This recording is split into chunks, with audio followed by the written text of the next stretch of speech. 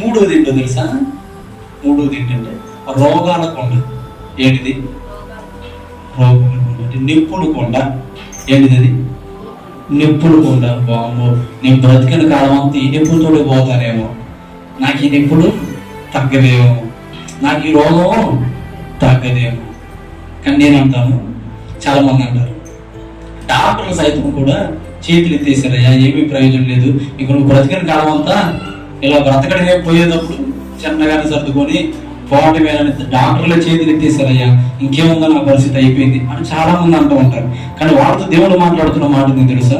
డాక్టర్లు చేతులు ఎత్తేసి ఉండొచ్చు, కానీ దేవుడి దగ్గరికి వస్తే దేవుడు చేసి చూపించగలుగుతాడు.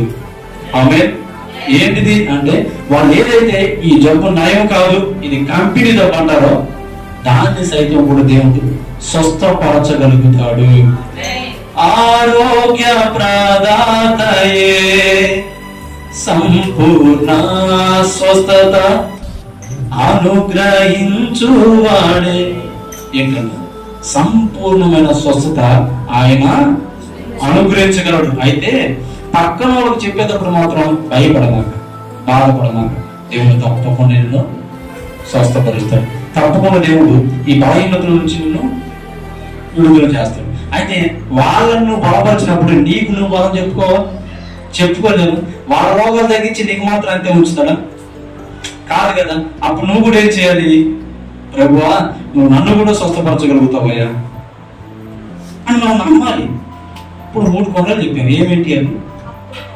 1 అప్పుల కొండ, 2 తప్పుల కొండ, బాగా చెప్పాను. 3 నెప్పుల కొండ.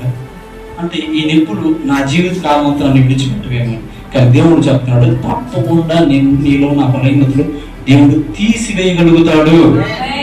అయితే అయినప్పటికీ కూడా అవి నీకున్నవి అంటే అది నీ మేలు కొరకే నమ్మాలి. ఏంటిది? అది మన మేలు కొరకే నమ్మాలి. తెలుసా?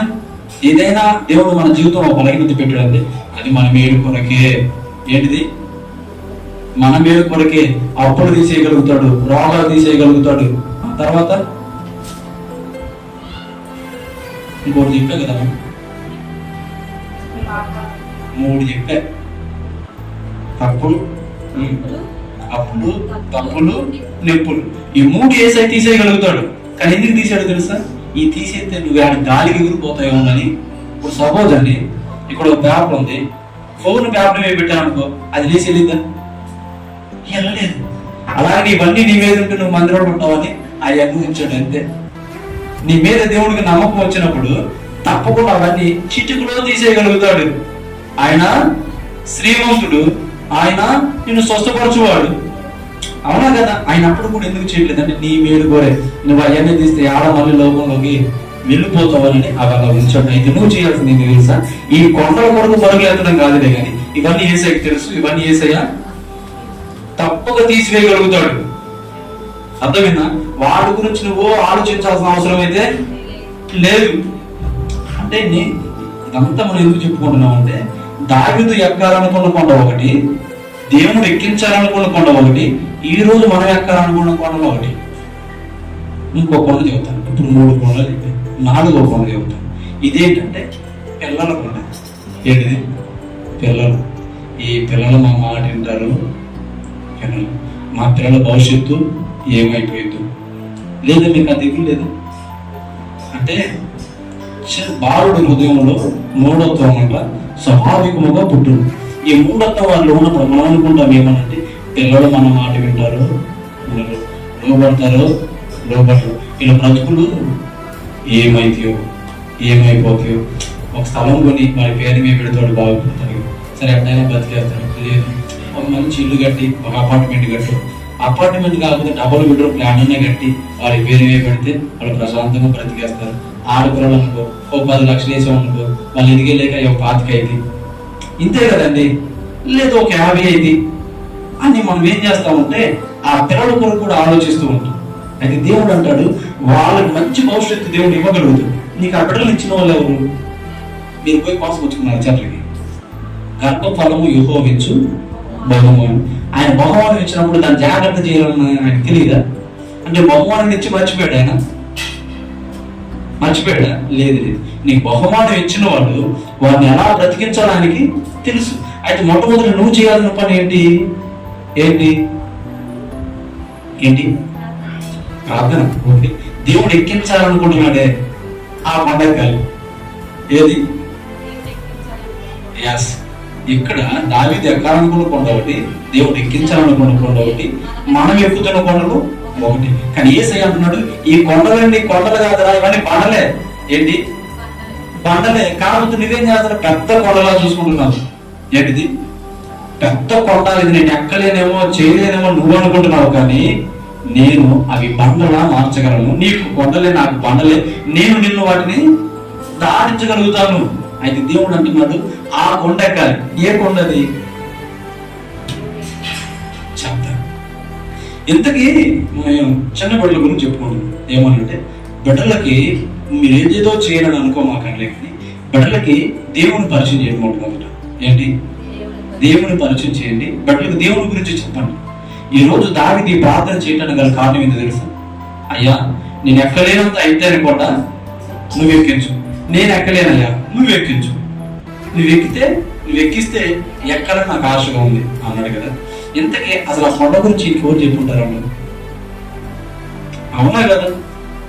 ఎవరు చెప్పుంటారు అంటే వాళ్ళ కుటుంబ సభ్యులు చెప్పారు. ఏమని? అయ్యా, ఒకప్పుడు మనం బానిస సంఖ్యలో ఉన్నాము, బందీలమై ఉన్నాము. అప్పుడు మా దగ్గరికి ఒక సేవకుడు వచ్చాడు, మోసే అనే వ్యక్తి వచ్చాడు, మనల్ని విడిపించాడు. దేవుడు మనకి ఏం చేయాలనుకుంటున్నాడు, ఏం చేయబోతున్నాడు, ఒక కొండకి ఆ కొండ మీద దేవునితో మాట్లాడి ఆజ్ఞలు తీసుకుని వచ్చేవాడయ్యా. ఏంటిది అంటే, కొండ మీద దేవుడు ఉంటాడా? ఆ కొండ ఎక్కితే దేవుణ్ణి చూడగలుగుతావా అని. అయ్యా, దేవుణ్ణి కలుసుకునే కొండ, ఆ కొండ ఎక్కించయ్యా అని ఈ వ్యక్తి ప్రార్థన చేస్తున్నాడు. దేన్ని బట్టి ఈ వ్యక్తి ఈ విధంగా ప్రేరేపించబడ్డాడు? తన కుటుంబంలో ఉన్న సభ్యులను బట్టి. వాళ్ళు ఏం చేశారంటే, ఆ ముచ్చట్లు చెప్పకుండా దేవుడి గురించి బిడ్డలకు చెప్పారు కనుక దావీదు ఈ విధమైన ప్రార్థన చేయగలిగాడు. ఈ రోజు మన బిడ్డలు ఏ విధమైన ప్రార్థన చేయగలుగుతున్నారు?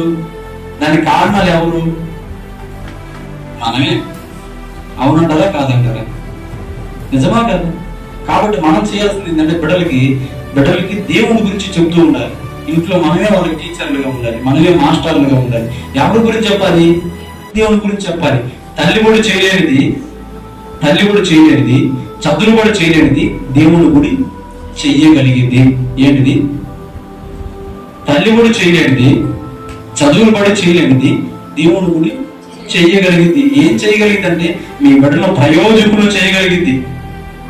కానీ మంచి స్కూల్లో జాయిన్ చేయాలని చూస్తాను కానీ అంతకంటే మంచిది దేవుని వాక్యం కదా. బిడ్డలకు దేవుని మాటలు చేద్దామని అనిపించిందా? లేదు, కూర్చోబడి ప్రార్థన చేద్దాం అనిపించిందా? ఎవరన్నా వచ్చారనుకో, మన సమయం వాళ్ళకి కేటాయిస్తాం, కానీ అదే సమయంలో కొంతైనా మన బిడ్డలకు మనం కేటాయించగలిగితే మన బిడ్డలు మనం రక్షించుకోగలుగుతాం, వాళ్ళకి మంచి భవిష్యత్తుని ఇవ్వగలుగుతాం. అవునా?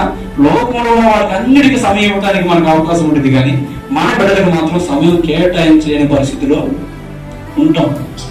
అవునా కదా? కాబట్టి ఏం చేయాలి మనం? దేవుడు ఏమన్నాడంటే, బాలుడు నడవలసిన త్రోవను వారికి నేను నేర్పిస్తాను. ఏది? నేనే నేర్పిస్తానమ్మా, మీరందరూ హ్యాపీగా ఉండండి అన్నాడా? ఏమన్నాడు? బాలుడు నడవలసిన త్రోవను వారికి నేర్పించు, నడిపించు, చెయ్యబట్టుకొని అన్నాడు. నేనే నడిపిస్తాను అన్నాడా? కాబట్టి ఇప్పుడు ఆ బాధ్యత ఎవరి మీద ఉంది? తల్లుల మీద, తండ్రుల మీద ఉంది. ఫ్లాట్లు, స్థలాలు, పొలాలు ఇవన్నీ తర్వాతలే, కానీ వాళ్ళ ముందు దేవుళ్ళు నడిపించండి. వాళ్ళని నడిపించాలంటే మనం కూడా ఆ మార్గంలో ఉండాలండి. అవునా? ఆ మార్గంలో మనం లేకుండా వాళ్ళని నడిపించాలంటే అది కుదరని పని. అవునా కదా? ఇప్పుడు ఎన్ని కూడా చెప్పుకున్నాము? ఏమేంటి?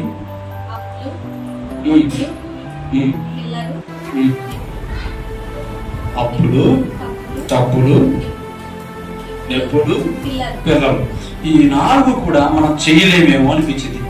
కానీ దేవుడు అంటాడు, నువ్వు చేయలేవు అన్న సంగతి నాకు కూడా తెలుసురా, కానీ నేను ఎక్కించాలనుకున్న కొండ, ఆ కొండకి నువ్వు వెళ్ళగలిగితే ఆ కొండ ఎక్కడ ఆశ నీలోనికి వస్తే ఇవన్నీ కూడా దేవుడు నీ పాదాల దగ్గర పెడతాడు. ఆమేన్.